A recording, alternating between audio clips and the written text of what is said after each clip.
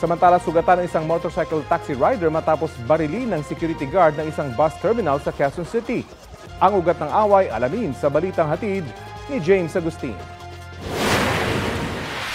Kuha ang tagpong ito sa likurang bahagi ng isang bus terminal sa Cubao, Quezon City kahapon. Makikita na pumarada ang isang lalaking motorcycle taxi rider. Pagbaba niya, agad siyang nilapitan ng security guard ng bus terminal. Nagsuot ng kapote ang rider. Maya-maya pa pinagsusuntok na ng rider ang security guard. Napatras sa mga pasahero. Ang security guard natumba sa kalsada. Hindi na nakuna ng mga sumunod na pangyayari pero binaril daw ng security guard ang rider ayon sa pulisya.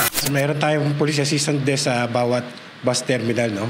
Kaya yung pulis natin agad na nakaresponde nung may commotion at tinawag ang kanilang pansin. Sugatan ng 32 anyos sa rider na nagtamo ng tama ng bala ng baril sa kanang tagiliran. Nagpapagaling pa siya sa ospital. Ang 43 anyos sa security guard naman na inaresto ng pulisya. Nagkapasa sa mukha at kinailangan tahiin ng tenga. Yung suspect natin na security guard, sinitlan nyo yung motorcycle riders dahil sa pagpaparada na nakaka-obstruct sa mga pasahero ng terminal. At doon nagkaroon sila ng mainitang pagtatalo at na uwi sa pisikalan kung saan sinuntok ng biktima itong security guard hanggang sa tangkang kuhain yung armas ng security guard at doon naputukan ng security guard.